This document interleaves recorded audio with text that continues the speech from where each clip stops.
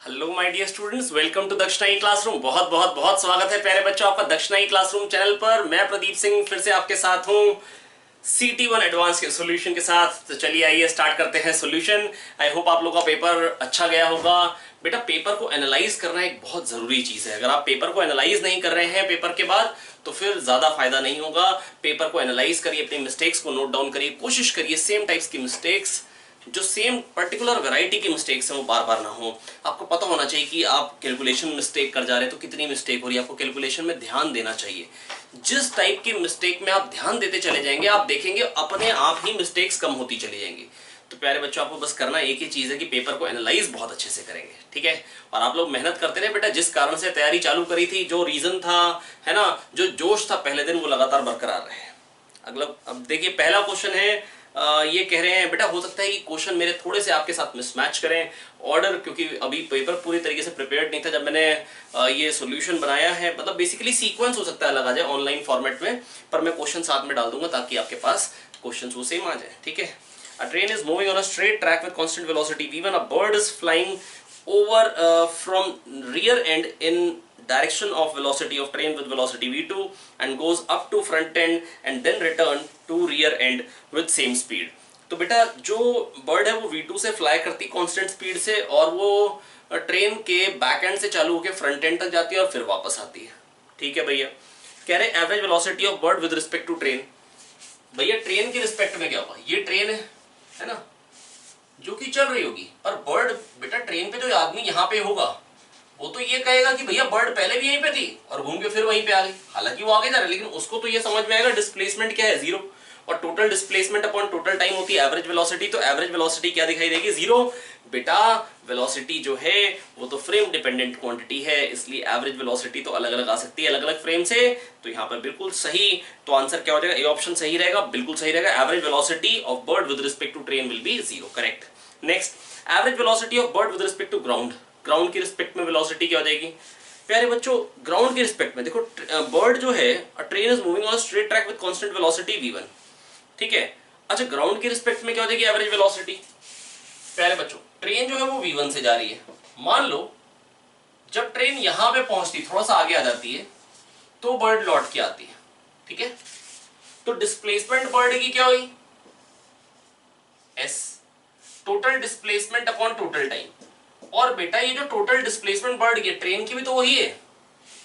इसका मतलब जो ट्रेन की वेलोसिटी है, जो ट्रेन की वेलोसिटी है, प्यारे बच्चों मेरी बात समझिए, बर्ड अगर वहीं से चल के यहां पे आ गई तो बर्ड की डिस्प्लेसमेंट तो यही हुई है ना, अपॉन टाइम करूंगा। और ट्रेन की वेलोसिटी निकालनी हो तो भी यही करूंगा। और ट्रेन की वेलोसिटी क्या है? v1। तो बर्ड की जो एवरेज वेलोसिटी है विद रिस्पेक्ट टू ग्राउंड, वो तो ट्रेन की वेलोसिटी हो जाएगी कंप्लीट ट्रिप में, ठीक है। Average speed of bird with respect to ground क्या होगी? स्पीड बेटा, वो लगातार v2 से ही जा रही है, v2 से ही आ रही है, तो स्पीड का एवरेज तो क्या आएगा? v2 ही आएगा। स्पीड का एवरेज तो क्या आएगा? v2 ही आएगा, ठीक है। अगला, average speed of bird with respect to train. Train की रिस्पेक्ट में एवरेज स्पीड। अब बेटा, ट्रेन पे जो आदमी है वो तो क्या कहेगा? पहले अगर मान लो लेंथ ऑफ ट्रेन है l, तो बर्ड पहले l आगे जा रही है और फिर l पीछे आ रही है। नहीं आया समझ में? ऐसे क्वेश्चन बेटा आपने पक्का किए होंगे हमारे, अगर जब आपने वीडियोस देखी होंगी तो आई देखिए। एवरेज स्पीड कैसे निकालेंगे? एवरेज स्पीड आएगी total distance travelled upon total time. अब बेटा, जब बर्ड जा रही होगी तो उसको टाइम कितना लगेगा यहां से यहां पहुंचने में? यहां से यहां बेटा, बर्ड की वेलोसिटी जो है वो v2 है, ट्रेन की v1 है। तो ट्रेन की रिस्पेक्ट में क्या हो जाएगी? पलट के दे देंगे, v2 माइनस v1 हो जाएगी। तो अगर स्पीड हो जाएगी v2 माइनस v1 जब बर्ड आगे जा रही होगी, सोच के देखिए, ट्रेन जा रही है v1 से और जो बर्ड है वो जा रही है v2 से, तो बर्ड की रफ्तार ट्रेन की रिस्पेक्ट में हो जाएगी v2 माइनस v1। और बेटा, जब वो वापस आ रही होगी, सोच के देखिए, जब बर्ड वापस आ रही होगी v2 से, तो ट्रेन की रिस्पेक्ट में रफ्तार क्या है? v2 plus v1। तो जाने में टाइम लगेगा, डिस्टेंस अपॉन स्पीड, है ना। और स्पीड है जाते हुए v2 माइनस v1, है ना, और आते हुए क्या है? v2 plus v1। तो डिस्टेंस जो ट्रेवल कर रहा है ट्रेन की रिस्पेक्ट में वो l है, और स्पीड जो है ट्रेन की रिस्पेक्ट में वो है v2 प्लस v1। और ये जो यहां से एवरेज स्पीड आएगी विद रिस्पेक्ट टू ट्रेन, वो मैच नहीं कर रही ऑप्शन से, therefore A B C option are correct and D is incorrect. Next, cutting of string and spring का क्वेश्चन है। बेटा बहुत ही सिंपल क्वेश्चन है। ऐसे क्वेश्चंस तो आपने, ये हो सकता है सेम क्वेश्चन भी आपने इलस्ट्रेशन देखा हो, नहीं तो बिल्कुल सेम वैरायटी का तो देखा ही होगा, हल्का सा डिफरेंस के साथ तो पक्का आप लोगों ने देखा ही होगा ये क्वेश्चन। आइए देख लेते हैं यहाँ पे क्या है। पहला स्प्रिंग, कॉन्सेप्ट इसमें एक ही होता है। कॉन्सेप्ट ये होता है कि स्प्रिंग में टेंशन होती है बिकॉज ऑफ इलोंगेशन, और जैसे ही आप स्प्रिंग को काटेंगे, जिस तरीके जैसे ही आपने काटा, जस्ट आफ्टर कटिंग दी स्ट्रिंग, बेटा ब्लॉक्स का मोशन होगा और फिर थोड़ी देर में इलोंगेशन चेंज होगा और टेंशन चेंज होगी। लेकिन मैं कह सकता हूं कि जैसे ही काटा स्ट्रिंग को तो tension in the spring will remain same, tension in spring will remain same. I hope मैं आप लोगों को समझा पा रहा हूं प्यारे बच्चों, है ना। तो बेटा मासेस क्या क्या दे रखे हैं मेरे को, मासेस दे रखे 3m 2m 5m, 3m 2m 5m, ठीक है। इसको जैसे ही काटा, बेटा देखो जब नहीं कटा था तो टेंशन क्या क्या थी, इसका वेट था 5 mg, तो यहां टेंशन क्या रही होगी 5 mg, सेम इसमें रही होगी टेंशन 5 mg, और इसका वेट 2 mg, और यहां जो भी टेंशन रही मेरे को उससे कोई खास मतलब नहीं है, क्योंकि इस तो कट ही जाने, इसमें टेंशन 0 हो जानी है, और ये 3 mg, तो 3 2 5 5 5 10 10 mg यहाँ पे टेंशन, टी डबल डैश कह लीजिए या टी डैश कह लीजिए, 10 mg, ठीक है।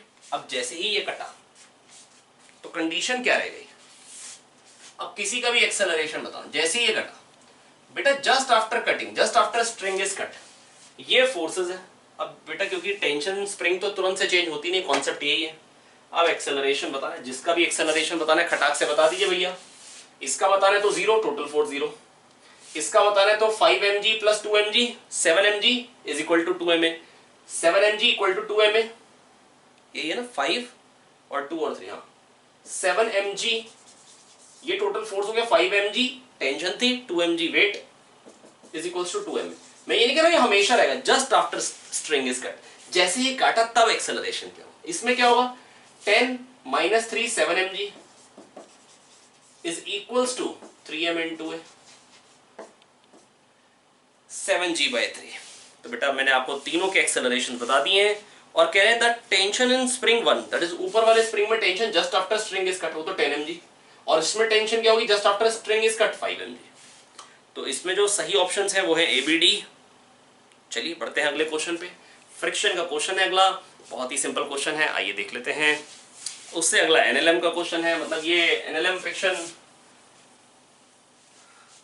पर्टिकुलर एक चैप्टर के क्वेश्चन आ रहे हैं, आइए देखना चालू करते हैं इनको। काफी आसान होता है ये पर्टिकुलर टाइप का क्वेश्चन, है ना। ये भी एक ऐसी वैरायटी है जो कि आप लगातार क्लास में देखते हैं।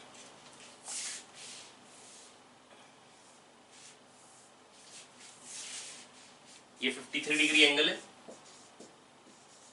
हालांकि जस्ट बेटा मैं डिमोरलाइज या मतलब आपको मोटिवेट करने के लिए कुछ नहीं कह रहा हूं। अगर आपने ना बेटा, फिजिक्स एक ऐसा सब्जेक्ट है जिसमें अगर आप लोगों ने अच्छे से पढ़ रखा है तो ये आप मान के चलिएगा कि पेपर जो आता है वो ऐसा नहीं कि पेपर बाहर से कहीं से आ जाएगा। जैसे मतलब इसमें ना वैरायटी पर्टिकुलर है, आपने अगर डिफरेंट अप्रोच, मतलब जो जो बन सकता है ना, लोगों ने सोच रखी हैं चीजें। इसमें ऐसा नहीं कुछ नया खास बन के आता है, कुछ बहुत नया खास नहीं बन के आता है। ये बड़े मिसकॉन्सेप्ट है कि बेटा IIT का पेपर एक नया पेपर होता है ना, बिल्कुल नए नए ब्रांडेड क्वेश्चन होते हैं जो किसी ने नहीं देखे होते हैं, ऐसा बिल्कुल भी नहीं है। उसी टाइप के क्वेश्चन कई सारे देखे होते हैं, कई सारी बुक्स में होते हैं, है ना। बल्कि मैं कहूँगा कि IIT का पेपर बहुत सारे उन क्वेश्चंस का कलेक्शन होता है जो आम तरीके से बुक्स में पाए जाते हैं, है ना। जो नए नए होते हैं ना बेटा, वो तो बहुत ही कम आते हैं, है ना, नए क्वेश्चन बहुत कम होते हैं। कह रहे कैपिटल M, यहाँ पे एक स्मॉल m मास पड़ा है μ1 है, और ये स्मॉल m की वैल्यू जो रखी है वो रखी 10, ये 10 kg है।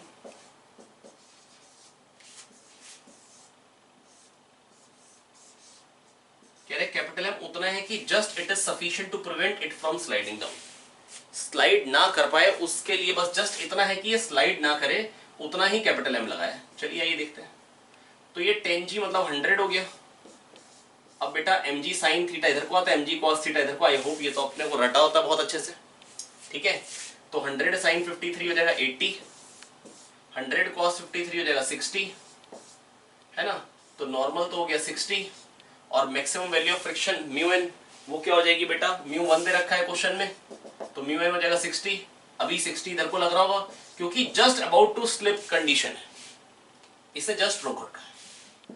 तो ये बेटा पक्का हो गया कि अगर ये 80 है बेटा, कह रहे कैपिटल एम एस मतलब कैपिटल एम की वैल्यू इतनी है कि just it prevents is just sufficient to prevent small M from sliding down, ये जस्ट स्लाइड ना करे, बस उतना ही हमने लगा रखा है। तो बेटा मैक्सिमम फ्रिक्शन सपोर्ट कर रहा हूं, और इसका मतलब ये 80 है 60, तो यहां पर टेंशन रही होगी 20, और यहां टेंशन 20, तो यहां पर भी 20। इसका मतलब इनिशियली इसका मास होगा 2 kg। समझ में आ गया? आ गया सर। अब बेटा ऐसे क्वेश्चन है कि कब ये ऊपर को चलने की कंडीशन में आ जाएगी, किस वैल्यू पे, किस टाइम पे, मतलब हम लगातार इसमें 500 ग्राम मास ऐड कर रहे हैं पर मिनट, 500 ग्राम मास आ रहा है ना, कंटिन्यूअसली ऐड कर रहे हैं 500 ग्राम पर मिनट, कब फ्रिक्शन जीरो हो जाएगा। Initial value of capital M वो तो 2 kg आ गई, तो बी ऑप्शन तो करेक्ट हो ही गया है ना। और कितनी मैक्सिमम वैल्यू एम की हो सकती है कि इक्विलिब्रियम में रहे। चलिए आइए देखते हैं। सबसे पहली बात, फ्रिक्शन जीरो कब होगा, जब ये 80 है, ऊपर को भी 80 हो जाए, तो फ्रिक्शन खत्म हो गया ना, क्योंकि ये 80 और ये भी 80 हो गया। तो जब कैपिटल एम की वैल्यू 8 हो जाए, तो 6 से बढ़ानी, कितने से बढ़ानी, 6 से, नहीं है 2 तो है बेटा। अगर ये 8 हो गया, सोच के देखो, तो 80 हो जाएगा नीचे को, तो टेंशन 80 हो गई। अब ये 80 तो ये भी 80, अब दोनों 80, तो फ्रिक्शन तो आएगा नहीं बेटा। फ्रिक्शन है कुछ इंटरलॉकिंग है, उसमें जो फोर्स आ रहे हैं इंटरलॉकिंग में, वो फ्रिक्शन है, टेंजेंशियल।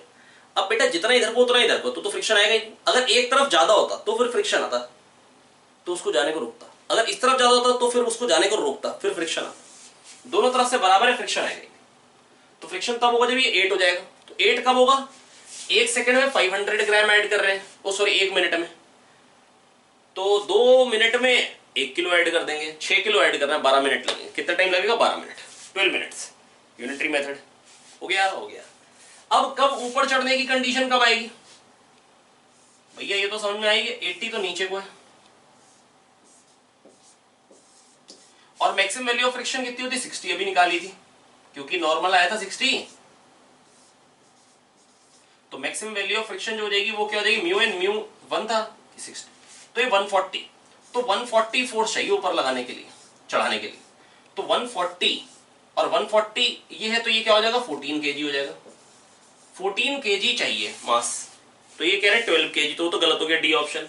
लेकिन 14 kg कब होगा, मतलब 12 से बढ़ाना है, 2 इनिशियल था, 2 से हमको करना है 14, 12 का इंक्रीज करना है।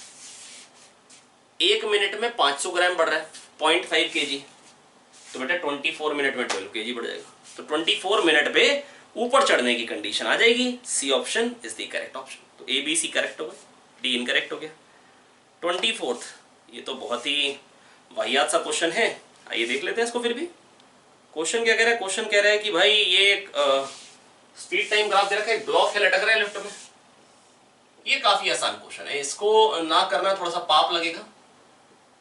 3 कंडीशन दे रखी है बेटा। एक्चुअली वेलोसिटी टाइम ग्राफ से आप ये तो निकाल ही सकते हैं एक्सेलरेशन कितना है बेटा। स्लोप ऑफ वीटी टाइम, मतलब slope of VT graph gives us acceleration, और स्पीड अगर लगातार दिखा रखा है बढ़ ही रही है ना। मैं ग्राफ बना देता हूं पहले ताकि आप अच्छे से समझ पाए कंडीशन। 5 सेकेंड, वेलोसिटी 10 हो गई, 10, और फिर 15 पे क्या हो जाएगी, वेलोसिटी हो जाएगी 30।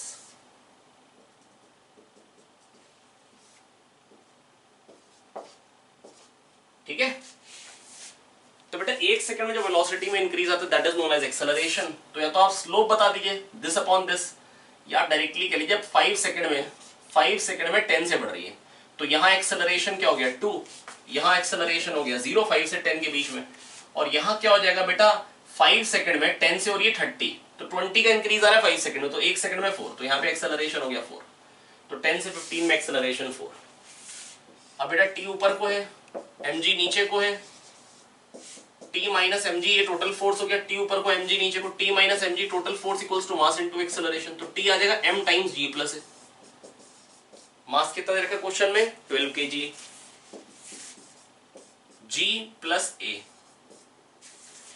अब बेटा कह रहे हैं टेंशन 2 सेकेंड्स पे क्या होगी, 2 सेकेंड्स पे एक्सेलरेशन 2 है, तो 12 इंटू 12 144, तो 2 सेकेंड्स पे क्या आएगी, एक्सेलरेशन 2 है 0 से 5 में, तो बेटा क्या आ जाएगा 12 इंटू 12 144। ऐसा कौन सा ऑप्शन है, डी करेक्ट हो गया। उसके बाद tension at T equal to 8 seconds, 8 seconds पे एक्सेलरेशन क्या है 0, 5 से 10 में एक्सेलरेशन 0, स्पीड चेंज नहीं हो रही है, तो टेंशन आ जाएगी एमजी, एक्सेलरेशन 0 है तो 120, ऐसा ऑप्शन।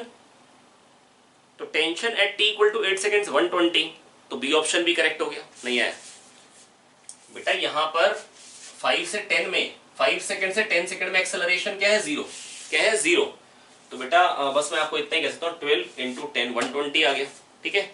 नेक्स्ट क्या है प्यारे बच्चों, नेक्स्ट है 10 से 15 में, 10 से 15 में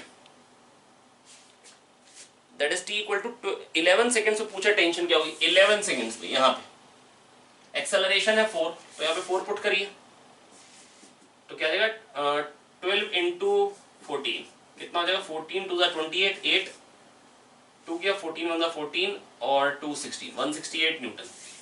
तो 10 सेकंड के बाद जो टेंशन आएगी वो क्या आएगी 168। तो कौन कौन से ऑप्शन करेक्ट होगा, बी सी डी, कौन कौन से ऑप्शन करेक्ट होगा प्यारे बच्चों, बी सी डी, ठीक है। नेक्स्ट 25th क्वेश्चन बेटा ये क्या है, आइए देख लेते हैं इसको भी। ये भी क्वेश्चन जो है ये भी cutting of string and spring का है।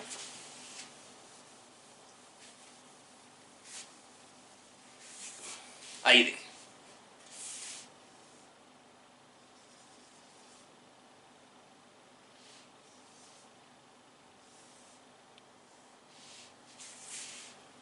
ये दोनों एंगल 53 है, तो ये दोनों एंगल 37 हो गए, और मास दे रखा है प्यारे बच्चों मेरे को, कितना दे रखा है मास, अच्छा मास नहीं दे रखा है, मास एम है, तो mg नीचे को फोर्स हो गया। अब कह रहे हैं एक बार स्ट्रिंग को काटा एक बार स्प्रिंग को काटा, कह रहे थे acceleration of the block just after breaking of string is m1 और a1 and just after breaking of spring is a2। तो इसको जैसे ही काटा स्ट्रिंग को, तो बेटा स्ट्रिंग को काटने में और स्प्रिंग को काटने में थोड़ा सा फर्क है, आइए समझने की कोशिश करते हैं। सबसे पहली बात, अभी टेंशन क्या होगी, सिमेट्रिक है, 37 दोनों बराबर होगी, t cos 37 t cos 37 जुड़ जाएंगे, t sin 37 उड़ जाएंगे, ठीक है। तो ऊपर को क्या आ गया 2t cos 37 आया सर, बहुत शानदार, 2t cos 37 बराबर mg, बहुत बढ़िया। यहां से t क्या आ जाएगा, ये हो जाएगा 4/5 8/5 is equal to mg, t equal to 5 mg/8, correct है, आया। अब देखो बेटा, जैसे ही इसको काट दूंगा मैं, इसको मैं नाम देता हूं F1, सपोज करो F2, और इस फोर्स को नाम दे रहा हूं F3 वेक्टर में, अभी इक्विलिब्रियम में, तो F1 plus F2 plus F3 ये क्या है 0। ऐसा क्वेश्चन बेटा मैंने आपको वेक्टर्स में सिखाया था, अब वही वेक्टर्स वाली चीजें यहाँ यूज कर रहे हैं। अब खाली ये गायब हो गया, क्योंकि जैसे ये कटेगा इसमें टेंशन तो चेंज होगी नहीं, क्योंकि इसमें टेंशन होती है इलोंगेशन के कारण, अचानक से इलोंगेशन चेंज होगा नहीं, ठीक है। तो फिर मैं क्या कह सकता हूं, क्या रहेगा, जब F2 को गायब कर दिया अब रहेगा F1 प्लस F3, और वो उसकी वैल्यू क्या है नेगेटिव ऑफ F2 वेक्टर, तो मैग्नीट्यूड तो वही आएगा ना F2 वाला, दैट इज टेंशन के बराबर, तो नेट फोर्स यही आएगा, इज इक्वल्स टू ma करिए तो एक्सेलरेशन आ जाएगा 5g/8, खत्म। इसी को ma के बराबर करना है, सुन लीजिए ध्यान से मेरी बात, F1 plus F2 plus F3 equal to 0। अब क्या रह गया, ये कट गया तो F1 प्लस F3 रह गया, जो माइनस ऑफ F2 वेक्टर हो गया, तो net force minus F2 vector है, माइनस F2 वेक्टर का मतलब इधर को, मतलब चलेगा किधर को, कोई कहेगा जितना F2 जिधर को फोर्स था इस स्ट्रिंग से बिल्कुल अपोजिट डायरेक्शन में जाएगा, मतलब इन दोनों का रिजल्टेंट जो होगा वो इसी की टेंशन के बराबर होगा अपोजिट डायरेक्शन में, और उसकी टेंशन उधर को आ रही होगी तभी टोटल 0 हो रहा होगा। अब वो नहीं रहा तो नेट फोर्स इधर को है, तो जाएगा किधर को, बिल्कुल स्ट्रिंग के अलोंग। आया सर, ये हो गई पहली बात। कोई भी क्वेश्चन ना समझ में आए तो बच्चों बस मैं आपको इतना कह सकता हूं, बेटा दोबारा सुनिए, है ना, पक्के से तैयार करिए। Next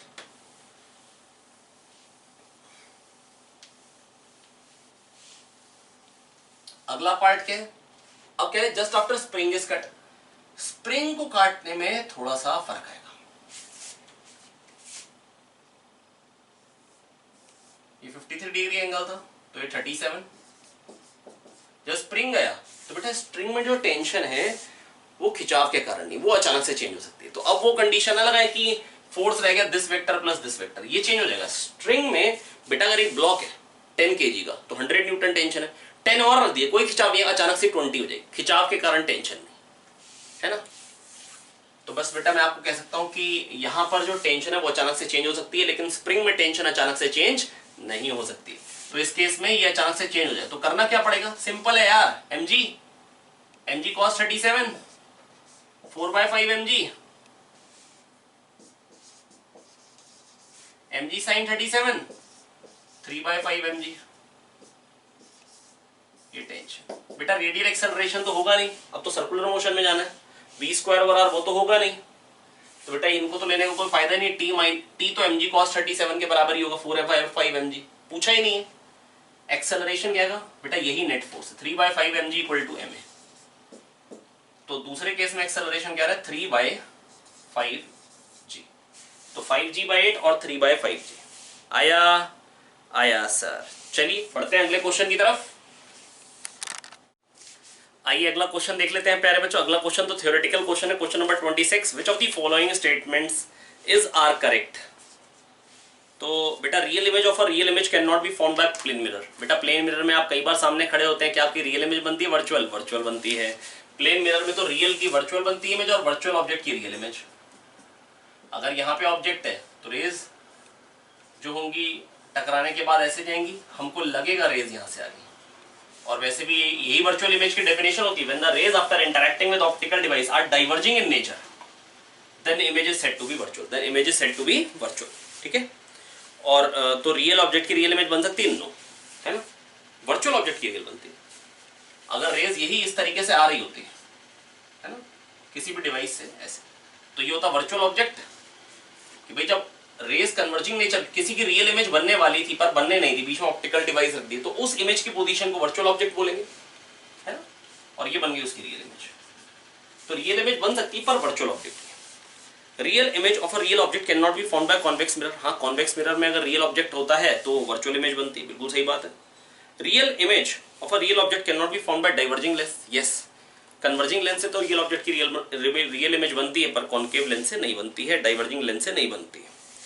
real image of a real object can not be form bye concave mirror. नहीं भैया, कॉन्केव मिरर से तो बनती है रियल ऑब्जेक्ट की रियल इमेज। जब ऑब्जेक्ट f से 2f में होता है तो 2f से इन्फिनिटी में बनती है, ऑब्जेक्ट 2f से इन्फिनिटी में होता है तो f से 2f में बनती है, और ऑब्जेक्ट 2f पे होता है तो इमेज 2f पे बनती है। तो रियल ऑब्जेक्ट की रियल इमेज कॉन्केव मिरर बना पाता है, कॉन्वेक्स मिरर नहीं बना पाता है।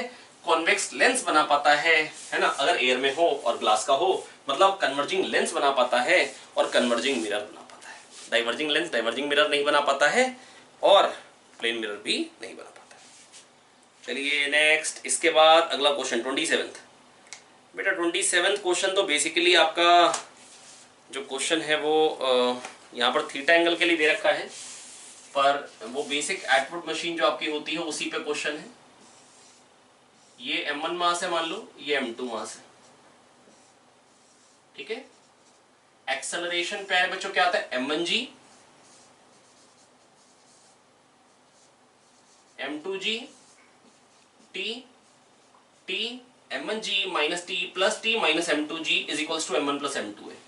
तो ये जो आता है प्यारे बच्चों वो आता है m1 minus m2g upon m1 plus m2, ठीक है।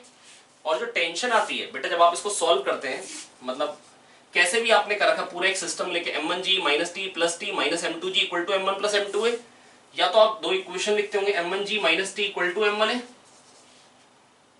अगर ये बड़ा है तो मान लो इसका एक्सेलरेशन नीचे तो इसका एक्सेलरेशन ऊपर। एक्सेलरेशन ऊपर कब होगा, जब टेंशन m2g से बड़ी होगी, तो टोटल फोर्स हो गया t minus m2g is equal to m2a। बस दो इक्वेशन, दो वेरिएबल यहां से आप सॉल्व करके निकालते थे, 2m1 m2g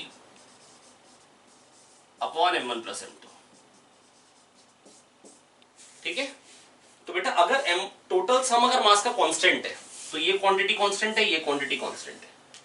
जब डिफरेंस ज्यादा होगा तो एक्सेलरेशन ज्यादा आएगा, है ना। और प्रोडक्ट अगर मान लो एक मास, टोटल मास अगर कांस्टेंट है, एक मास मान लो x है और एक है टोटल माइनस x, ठीक है, एक मास को x कह लो और मान लो टोटल मास m है, तो दूसरा हो गया m माइनस x।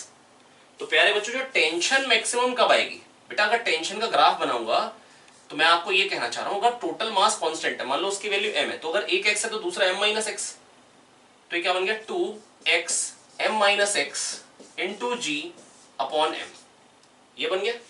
तो बेटा ये सोच के देखिए बेटा, ये कम, ये जो है ये quadratic question, x square coefficient negative है, नीचे को खुलेगा पैराबोला, ठीक है, और एक रूट होगा m और एक होगा 0। मैक्सिमम वैल्यू कब आएगी, m/2 पे, अल्फा प्लस बीटा बाई 2 पे आती है मैक्सिमम वैल्यू, तो m/2 पे आएगी, खत्म बात।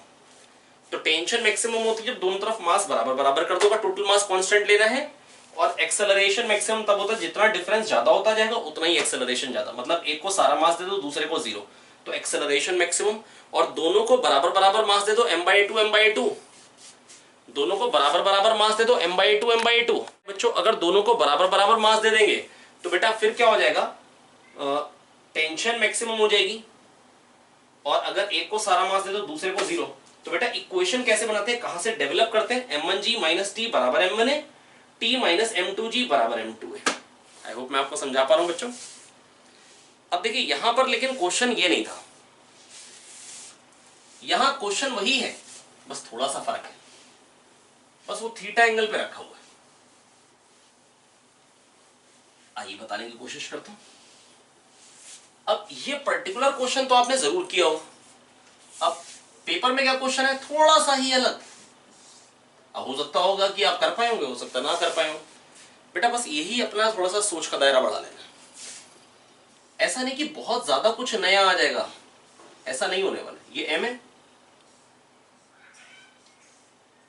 ये 2m है, इसका नाम a है, इसका नाम b है, कह रहे हैं या तो इससे m/2 मास उठा के इस पे डालना है, या तो m/2 मास इससे उठा के इस पे डालना है।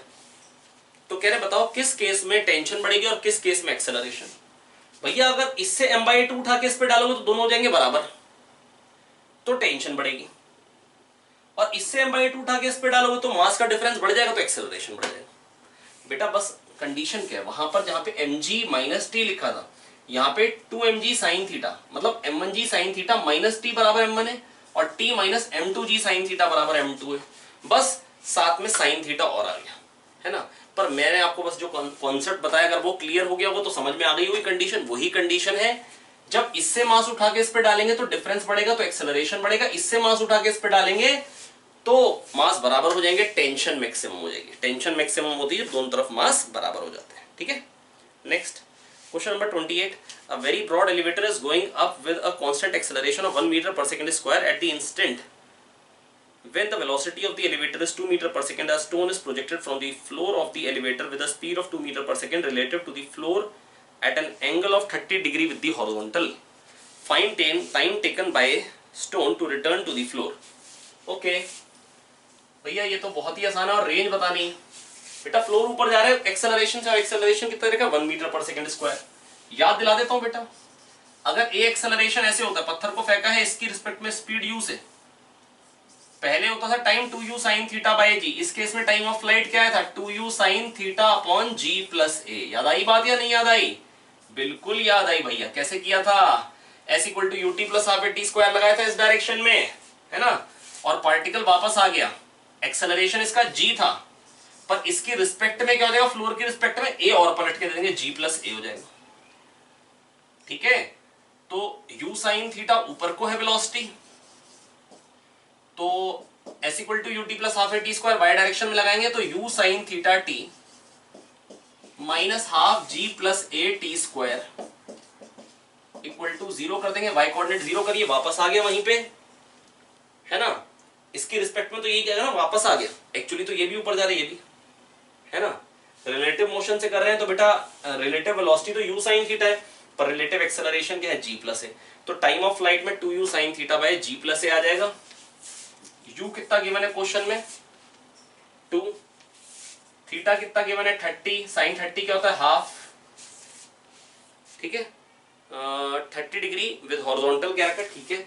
मेरे को लगा कहीं वर्टिकल से वो तो गड़बड़ हो जाएगी, ये आपको पढ़ लेना होता है पेपर में, ऐसी गलतियां हो जाती हैं। g प्लस ए क्या हो जाएगा 11, ठाए ठाए 2/11 हो गया हो गया। अब रेंज कितनी है इस डायरेक्शन में, तो रफ्तार चेंज होती नहीं, इस डायरेक्शन में जितना वो चलेगा इतने टाइम में, तो रेंज क्या हो जाएगी u cos theta T. u कितना देगा 2 cos 30 into time of flight, ठीक है, u cos theta into T, क्योंकि x डायरेक्शन में तो कोई एक्सेलरेशन है ही नहीं, तो सिंपली 1 सेकंड में u cos थीटा जाएगा, तो t टाइम में u cos थीटा t हो गया सर, बहुत शानदार। नेक्स्ट, फिर से cutting of string and spring. Cutting of string and spring तो भैया मतलब भरा हुआ था पेपर में, तो अगर आपने तैयार कर रखा था तो बहुत बेनिफिट मिल गया, और अगर तैयार नहीं कर रखा था तो बहुत नुकसान हो गया भैया। पर मैं जानता हूं आप लोगों ने बहुत अच्छे से तैयार किया होगा, क्योंकि लेक्चर में ही कम से कम 10 क्वेश्चन तो आपको कराए गए होंगे, है ना। तो अगर आपने कॉपी पढ़ के आए, रिवाइज करके आए पेपर करने, तो आपको बिल्कुल परेशानी नहीं हुई होगी, आप बड़े आराम से कर पाए होंगे। पर कॉपी रिवाइज नहीं करिए तो अगले पेपर के लिए अपने मन में डालिए, कॉपी रिवाइज करनी बहुत जरूरी है ना बेटा। मतलब आप एक बात पक्के से डाल लीजिए, अगर आपने कॉपी पक्के से तैयार कर रखी है, शीट्स एक तरफ है, कॉपी एक तरफ है, जो नोट्स में जितने क्वेश्चंस है बेटा वो ही बहुत इंपॉर्टेंट है, वो सबसे ज्यादा इंपॉर्टेंट होते हैं। जो भी टीचर्स बेटा क्लास में आपको क्वेश्चंस कराते हैं वो आपके बिल्कुल पक्के तैयार होने चाहिए, ठीक है। Next question number 29, M1 M2 M3 M4। M1 M2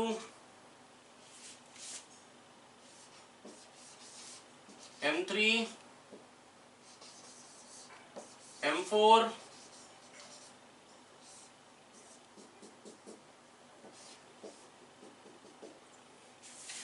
ठीक है। ये कह रहे हैं जैसे इसको काटा तो इन सबका एक्सेलरेशन क्या हो। प्यारे बच्चों मेरी बात सुनिए ध्यान से भैया, मैं आपको बस इतना कह रहा हूं, जब नहीं काटा तो क्या कंडीशन थी, M2 जी, और यहां पे क्या रहा होगा, बोले बोले, टेंशन जो होगी M2 जी होगी, यहां पे वही टेंशन यहां पे M2 जी, और ये M1 जी, तो यहां टेंशन क्या हुई होगी M1 प्लस M2 जी, तो ये तो सेम थ्रेड है, M1 प्लस M2 जी, M3 जी, तो यहां टेंशन क्या आएगी T dash, this plus this should be equal to this, तो यहां पे हो जाएगा M1 plus M2 minus M3 जी। तो अगर आप ध्यान से देखिए, इस तरफ से M1 प्लस M2 जी फोर्स आ रहा है नीचे को, M1 जी प्लस M2 जी, और इधर से इन दोनों का सम करी तो भी M1 प्लस M2 जी, तो यहां से जैसे ही कटेगा तो इसका इन दोनों का एक्सेलरेशन तो जीरो आएगा, क्योंकि दोनों तरफ से बराबर फोर्स आ रहा है, ठीक है। और इस पे M2 ji equal to M2 जी, इस पे भी नेट फोर्स जीरो, खाली इसी का ही आएगा। और T डैश आपको पता है, जैसे ही इसको काटा M4 जी में तो चेंज आएगा नहीं, पहले क्या टेंशन थी मेरे को मतलब भी नहीं, पूछी भी नहीं है ना, बस ये पूछा एक्सेलरेशन क्या होगा। तो M1 M2 M3 का जीरो, और M4 का क्या आ जाएगा प्यारे बच्चों, M1 plus M2 plus M1 plus M2 minus M3 जी, ये ऊपर को फोर्स है, माइनस M4 जी, ये हो गया नेट फोर्स, बराबर M4 इंटू ए, खत्म। M1 plus M2 minus M3 minus M4 upon M4 into G, that is all the options are correct, that is all the options are correct. Next question है प्यारे बच्चों question number 30, और इसके बाद integer type questions हैं, जो कि मतलब अगर मैं जस्ट आपको आईआईटी का ट्रेंड बताऊं तो ये होता है कि इंटीजर टाइप क्वेश्चंस जो होते हैं वो सबसे आसान क्वेश्चन होते हैं। तो अगर पेपर में अगर आपने पहले ये वाले क्वेश्चंस किए थे, हालांकि ये पर्टिकुलर पेपर ऐसा है कि ये क्वेश्चंस भी आसान ही पूछे गए हैं, नहीं तो इंटीजर टाइप इन जनरल ज्यादा आसान रहते हैं। विच of the following can never be the, next question last question of more than one option correct type. After that we'll be starting with integer type.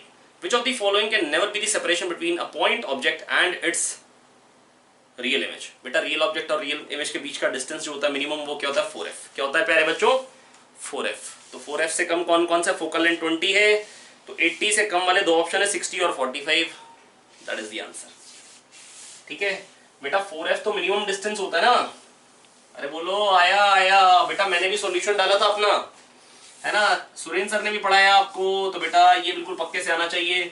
जब ऑब्जेक्ट इन्फिनिटी पे होता है तो image focus पे होती है, जब इन्फिनिटी से भाग के वो 2f पे पहुंचता है तो इमेज 2f पे पहुंचती है। तो ऑब्जेक्ट इन्फिनिटी से 2f पे इतना ज्यादा ट्रैक चला और इमेज खाली यहां से यहां गई, मतलब इमेज हल्के चल रही है, ऑब्जेक्ट तेज चल रहा है पहले, तो डिस्टेंस कम हो रहा है और यही मिनिमम डिस्टेंस है। क्यों? क्योंकि जब ये 2f से f पे जाएगा ऑब्जेक्ट तो इमेज 2f से इन्फिनिटी में भाग जाती है। अब इमेज तेज चलेगी, अब डिस्टेंस बढ़ेगा, तो मिनिमम क्या है 4f, क्योंकि इससे पहले तक ऑब्जेक्ट तेज आ रहा है, इमेज हल्के जा रही है, तो डिस्टेंस घट रहा है। उसके बाद बेटा वो तेज जाएगा, डिस्टेंस बढ़ने लग जाएगा। तो मिनिमम डिस्टेंस कब आता है? जब ऑब्जेक्ट 2f पे और इमेज 2f पे 4f होता है मिनिमम डिस्टेंस। क्या होता है? 4f क्या होता है? Minimum distance. और 4f से कम वाले कितने ऑप्शन है? 2। कितने ऑप्शन है 4f से कम वाले? 2। आई होप मैं आपको समझा पाया हूं प्यारे बच्चों, ठीक है। चलिए बढ़ते हैं इंटीजर वाले क्वेश्चंस की तरफ। A suitcase is gently placed on a conveyor belt moving with velocity of 3 meter per second if the coefficient of friction between the belt and suitcase is 0.5. Its displacement, if displacement of suitcase relative to belt is x by 10 meters, ठीक है।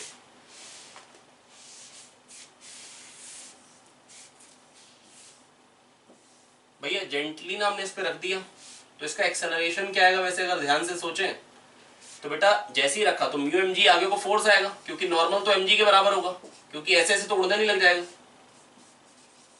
पर वो उसको रगड़ मार रहा है तो म्यू एम जी आगे को फोर्स आ रहा है, बराबर एम ए करिए तो एक्सेलरेशन कितना आ जाएगा? Mu G.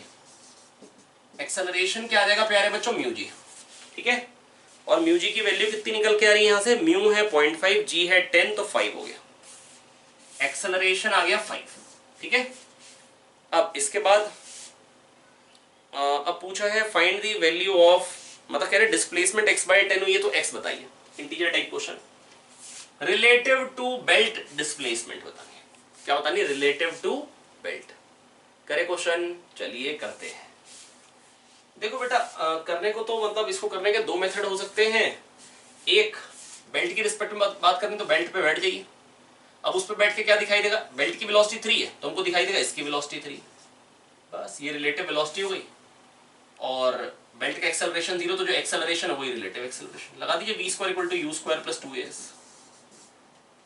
v relative finally 0 हो जाएगा जब दोनों साथ साथ चलने लग गए। कह रहे हैं जब स्लिपिंग बंद होगी तब तक डिस्प्लेसमेंट कितनी होगी विद रिस्पेक्ट टू बेल्ट। तो s रिलेटिव बताना है, v रिलेटिव 0 हो गया, u रिलेटिव क्या है? 3 स्क्वायर, है ना। अब u और a अपोजिट डायरेक्शन में, इसलिए -2as कर लीजिए। a कितना आ गया? म्यू जी जो 5 बताया था मैंने आपको, s मेरे को निकालना है, क्या आ जाएगा? 9/10, तो डिस्प्लेसमेंट आ गई 9/10। और उन्होंने ये कहा रखा भैया x/10 आ रही है, तो बताइए x कितना है? तो x कितना आ गया प्यारे बच्चों? x निकल के आ गया आपके पास 9। क्या निकल के आ गया? 9। आई होप मैं आपको समझा पाया बच्चों, काफी आसान क्वेश्चन था वैसे तो ये, है ना। और अगर आपको रिलेटिव डिस्प्लेसमेंट ऐसे नहीं समझ में आ रहा है तो आप ऐसा सोचिए, वेलोसिटी अभी 0 है, जब 3 हो जाएगी तो क्या बंद हो जाएगी? स्लिपिंग बंद हो जाएगी, क्योंकि बेल्ट की वेलोसिटी भी 3 है। तो 3 होने में टाइम कितना लगेगा? लगाइए v equal to u plus 80। v क्या हो गया? 3, u 0 है 5t, तो टाइम आ गया 3/5। इतने टाइम पे स्लिपिंग बंद होगी। 0 से 3 कांस्टेंट एक्सेलरेशन है, एवरेज वेलोसिटी 3/2 इनटू टाइम 3/5, 9/10। ये डिस्प्लेसमेंट है एक्चुअल। अगर आपने यहीं से टिक कर दिया तो बेटा आंसर सही है पर तरीका गलत है। ये तो डिस्प्लेसमेंट है एक्चुअल, बेल्ट की डिस्प्लेस, ये आई ब्लॉक की डिस्प्लेसमेंट क्योंकि 0 से 3 हुई, पर बेल्ट तो कांस्टेंट वेलोसिटी 3 से चल रही है, तो 3/5 टाइम में वो कितना जाएगी? Belt velocity into time. ये डिस्प्लेसमेंट ऑफ बेल्ट, ये डिस्प्लेसमेंट ऑफ ब्लॉक, दोनों सेम डायरेक्शन में। जी ये 9/5 आ रही है, इसकी डबल आ रही है, इसकी डबल आ रही है, ट्वाइस ऑफ 9/10 आ रही है। अब displacement of block with respect to belt निकालना हो तो क्या करना पड़ेगा? S block minus S belt, है ना, जो हमको फिर से आंसर क्या मिल जाएगा? सेम 9/10। तो प्यारे बच्चों मैं बस आपको इतना ही कहना चाह रहा था कि भले आप रिलेटिव मोशन से कर लीजिए भले एक्चुअल से, लेकिन एक्चुअल से समय खपत ज्यादा होती है, तो रिलेटिव मोशन पढ़ाई इसलिए तो ताकि समय बचे, है ना। चलिए बढ़ा जाए आगे। कंस्ट्रेंट मोशन का क्वेश्चन है, बहुत ही लल्लू सवाल है कंस्ट्रेंट मोशन का। V1 3v1/v2 पूछा। बेटा कोई भी क्वेश्चन ना समझ में आए तो बेटा बार बार आपको एक ही चीज कहता हूं कि दोबारा देख लीजिए, पर समझ के ही छोड़िए।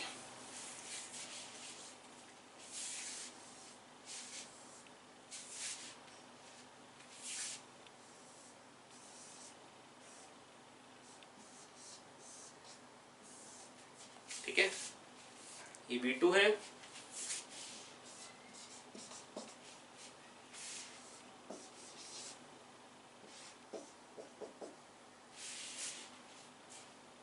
ठीक है। अब ये एंगल क्या है, 60 डिग्री। ठीक है बेटा, ये जो एंगल है 60 डिग्री, क्योंकि ये क्वेश्चन में क्या रखा 30, तो ये 30 है तो ये ऑटोमेटिकली 60 हो गया। तो जो अवे, जो अलोंग दी स्ट्रिंग जो रफ्तार है वो V2 cos 60 है। ठीक है, जिसके कारण ये पुली दूर जाएगी, परपेंडिकुलर के कारण दूर नहीं जाती। जो अलोंग दी पुली जो रफ्तार आ रही है, जो स्ट्रिंग के अलोंग आ रही है, V2 cos 60 आ रही है, दैट इज V2/2। तो एक सेकंड में ये V2/2 इधर जाएगी, तो V2/2 थ्रेड यहां चाहिए, V2/2 थ्रेड यहां चाहिए, दोनों जगह V2/2 चाहिए थ्रेड। तो V2/2 plus V2/2, V2 thread चाहिए। कितना थ्रेड चाहिए यहाँ पे, V2 एक सेकंड में इंक्रीज आएगा, और इधर डिक्रीज क्या आएगा V1। तो जितना इधर डिक्रीज आएगा उतना ही तो उधर इंक्रीज आएगा। अच्छा, V1 और V2 तो बराबर आ गए। पूछा क्या, 3v1/v2। अरे भाई V1 V2 तो बराबर है, कट जाएंगे, 3 आंसर खत्म। बेटा V2 cos 60 जो इसके अलोंग रफ्तार है, जिसके कारण इधर वाला थ्रेड बढ़ेगा, तो V2/2 इधर गया, तो V2/2 यहां चाहिए थ्रेड, V2/2 यहां चाहिए, तो V2 टोटल थ्रेड चाहिए। तो जब ये ऊपर गया V1, तो V1 यहां जितना कम होगा उतना ही तो वहां बढ़ेगा। टोटल लेंथ तो उतनी की उतनी रहेगी ना, धागा थोड़ी ना बढ़ घट जाएगा। अरे बोलो आया, आया सर। बहुत आसान क्वेश्चन है, देखिए आप, मतलब पेपर में आसान क्वेश्चंस की गिनती ज्यादा है ना। कोशिश करिए बेटा ये पेपर को दोबारा सॉल्व करिए। पेपर लेकिन अगर इसमें परफॉर्म करने में थोड़ी दिक्कत आई तो कोशिश करिए थोड़े से पुराने लेक्चर्स अच्छे से देख डालिए, है ना। हालांकि जस्ट अगर आपको मैं बात कहूँ ना तो बेटा जो ज्यादा इंपॉर्टेंट पोर्शन है वो निकला नहीं है, लेकिन ये पोर्शन क्लियर नहीं होगा तो आगे थोड़ा सा दिक्कत आएगी। ये दिमाग खोलने के लिए ज्यादा काम आएगा, है ना। An elevator of height h ascends with constant acceleration a। अरे बेटा ये तो बहुत ही सिंपल क्वेश्चन है। कह रहे हैं यहां से बोल्ट लूज हो गया, मतलब रिलेटिव वेलोसिटी 0, कितनी देर में नीचे गिरेगा। बेटा s equal to ut plus half at square लगा दीजिए। ये लिफ्ट a से ऊपर जा रही है तो बोल्ट का एक्सेलरेशन तो वैसे g होगा, इसकी रिस्पेक्ट में क्या हो जाएगा, a और पलट के दे देंगे, g प्लस a हो जाएगा। नहीं आया, आया सर। तो s कितना हो गया h, नीचे कोई पॉजिटिव ले लीजिए, u तो 0, u रिलेटिव, और a रिलेटिव है g plus a t square. तो टाइम पूछे, √2h/g प्लस a, खत्म। √2h/g प्लस a कौन सा ऑप्शन हो गया। अच्छा ये ऑप्शन नहीं है तो इंटीजर टाइप है, λh/g प्लस a करेगा तो लैम्डा क्या आ जाएगा 2। नेक्स्ट, वेलोसिटी टाइम ग्राफ दे रखा है, 4 सेकंड में बेटा पत्थर जो है वो छत पे पहुंच जा रहा है, तो छत की हाइट बतानी है, छत कितना ऊपर है। बेटा ये तो बहुत ही आसान है, क्वेश्चन सुन लीजिए ध्यान से। मैं क्वेश्चन पढ़ के एक बार सुनाता हूं ताकि आपको कंफ्यूजन ना रहे। velocity time graph of the vertical component of the velocity of an object thrown upward from the ground which reaches at the roof of building is shown in figure. If the height of the building is h meter, find h.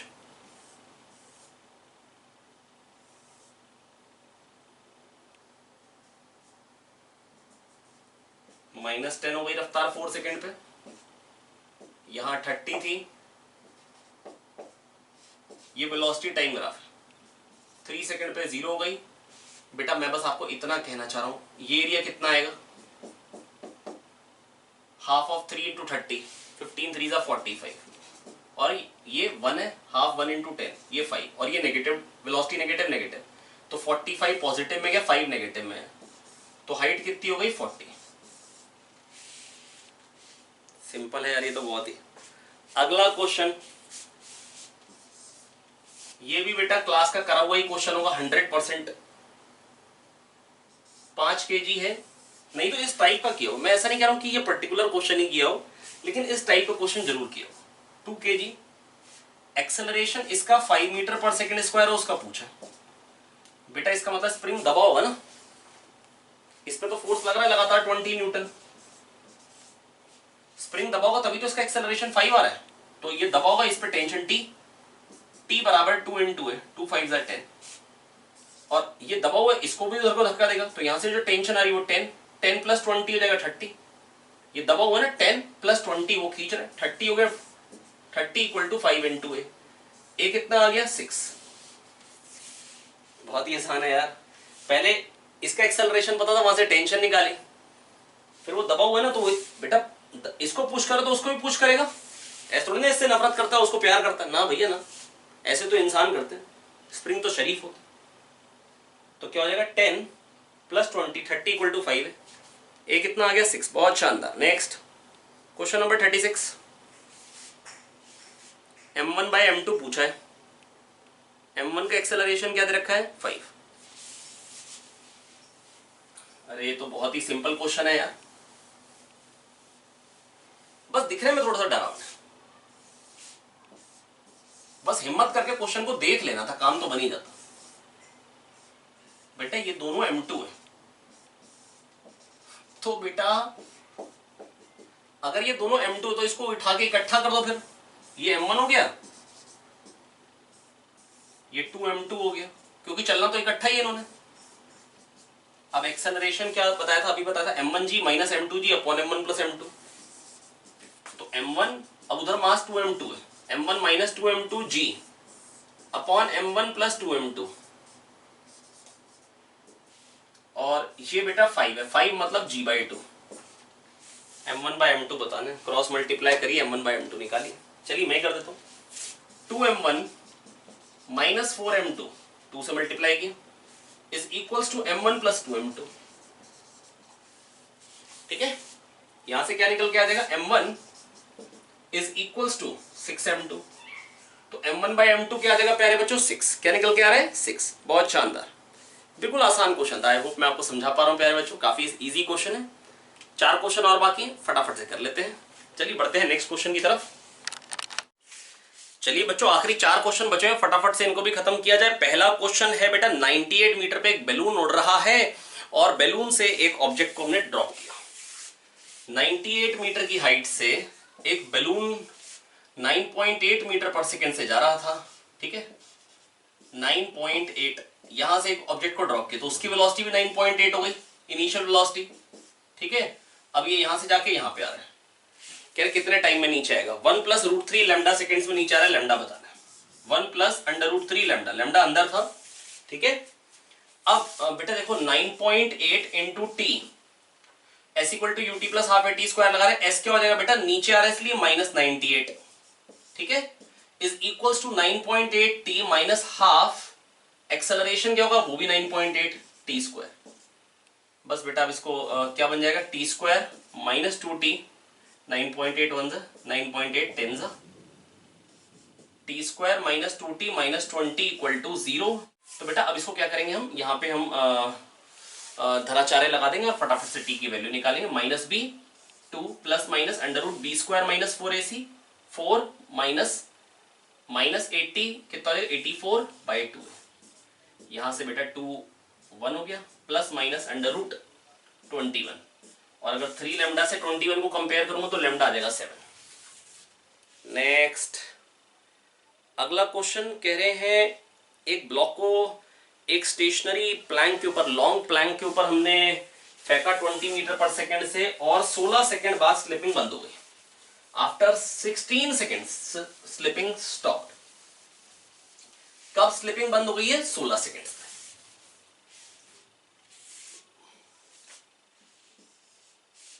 ठीक है, ये ऐसे Planck है, तो हमसे पूछा है capital M/स्मॉल m पूछा है हमसे कितना होगा। ठीक है भैया, म्यू दे रखा है 0.1 इनके बीच में, और यहां पर फ्रिक्शन नहीं है, यहां म्यू 0 है, ये स्मूथ है, और इनके बीच में 0.1 है। तो बेटा इसको फेंका है 20 से, तो इस पे फ्रिक्शन पीछे को आएगा μmg, और इस पे फ्रिक्शन आगे को आएगा μmg, स्लिपिंग बंद हो गई 16 सेकंड पे, इसका मतलब दोनों की वेलोसिटी बराबर हो गई 16 सेकंड पे। तो इसका एक्सेलरेशन हो गया mu M G equal to M A से म्यू जी, तो v equal to U plus A T लगाएंगे 20 माइनस म्यू जी टी, और टाइम कितना है 16। v equal to U plus A T लगा के बेटा मैं निकाल रहा हूं वेलोसिटी एट 16 सेकेंड, और उतनी ही वेलोसिटी इसकी इस पे म्यू एम जी फोर्स है बराबर एम ए, तो इसका एक्सेलरेशन म्यू जी ना हो गया mu M G by capital M आएगा। और इसके लिए भी v equal to U plus A T, इसकी इनिशियल वेलोसिटी 0 थी, तो 0 plus mu M G by capital M into 16।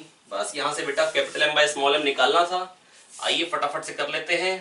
Mu था हमको 0.1 गिवन है, 0.1 इंटू 10 1, 0.1 इंटू 10 1, ठीक है। तो 20 इक्वल टू 16 प्लस, और उसमें भी 16 तो एक आ ही रहा है, तो 16 कॉमन ले लेते हैं, 1 plus M by capital M. I hope मैं आपको समझा पा रहा हूं बच्चों। यहां से capital M by small M बड़े आराम से निकल जाएगा, 4 4 जा 4 5 जा, ये 5/4 आ गया, तो small M by capital M निकल के आ जाएगा 5/4 माइनस 1, दैट इज 1/4, ठीक है। तो capital M by small M कितना निकल के आ जाएगा प्यारे बच्चों 4।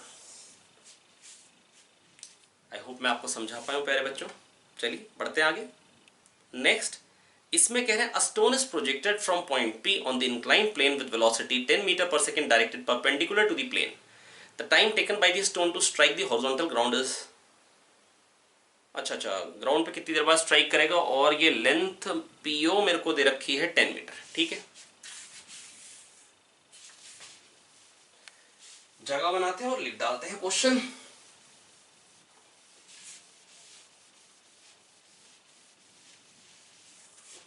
आइए देखिए,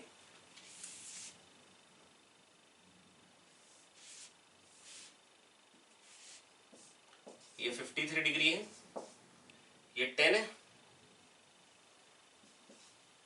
10 मीटर्स, जहां से फेंका है परपेंडिकुलरली फेंका है, ये 53, तो ये भी 53, ये 37,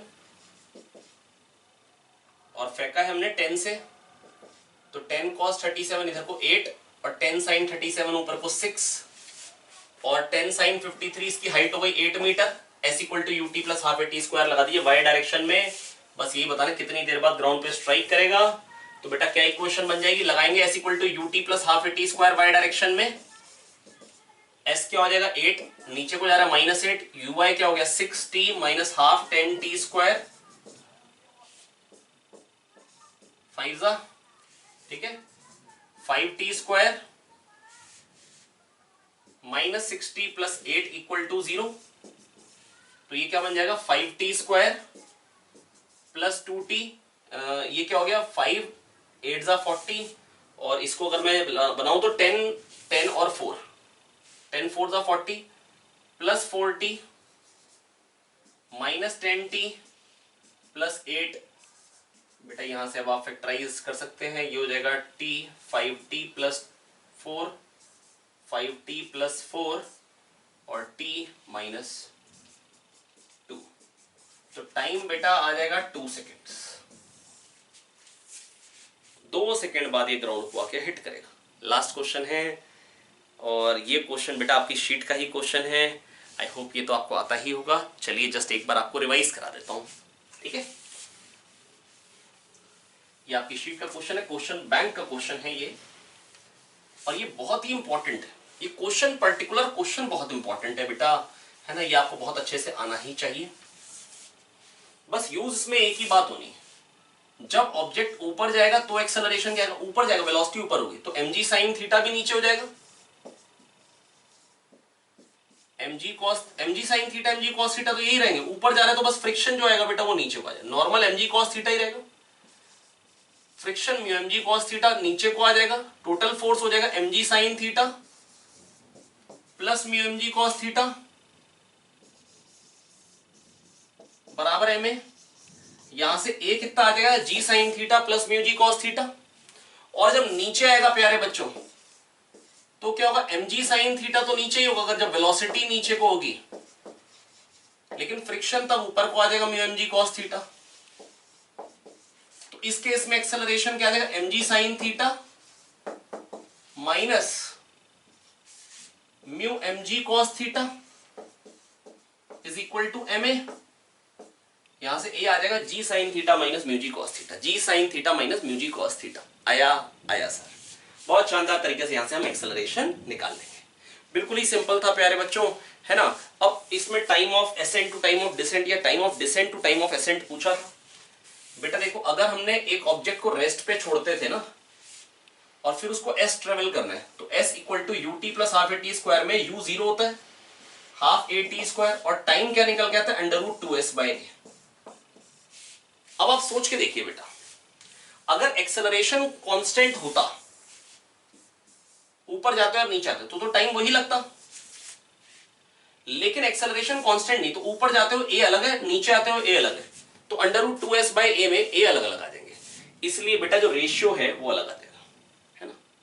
तो बेटा रेशियो खाली बस T1 बाय T2 आ जाएगा, under root of A2 by A1, under root of A2 by A1। और ए कैसे निकालेंगे मैंने आपको बता दिया।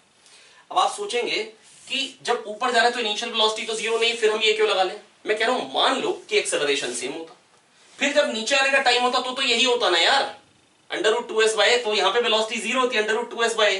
तो आप एक्सेलरेशन एक बार कांस्टेंट मान के दिमाग से सोचिए कि नीचे आने का time under root two S by a आता, तो ऊपर जाने का टाइम भी under root two S by, है ना। और ये मेरा, अगर आपने पिछला वाला सॉल्यूशन देखा था जो पिछले पेपर का बताया था, तो उसमें भी मैं यही ट्रिक आपको पहले भी बता चुका था। तो आई होप बच्चों मैं आपको समझा पाया हूं। बाकी बेटा अगर कोई भी क्वेश्चन ना समझ में आए तो आप एक बार मतलब डेफिनेटली दोबारा पूछ सकते हैं, आपको चीजें क्लियर करी जाएंगी। नहीं तो वैसे आप बेटा सबसे सिंपल तरीका है, दोबारा एक बार वीडियो को देखिए, है ना, और थ्योरी पार्ट को एक बार आप दोबारा से रिवाइज कर लीजिए उस पर्टिकुलर टॉपिक के। ये इस पेपर में तो ऐसा कुछ था ही नहीं कि जो बिल्कुल नया सा आया और नया कुछ भी नहीं था, है ना। बाकी बेटा मेहनत करिए, हल्के हल्के हमारा दिमाग इंप्रूव होगा, चीजें जल्दी जल्दी समझ में आएंगी। पर जल्दी समझना है तो एक बार समय ज्यादा लगाना पड़ेगा। कीप वर्किंग हार्ड, मेहनत करते रहिए, आगे बढ़ते रहिए। All the best. मिलते हैं पेपर 2 के साथ मंडे को।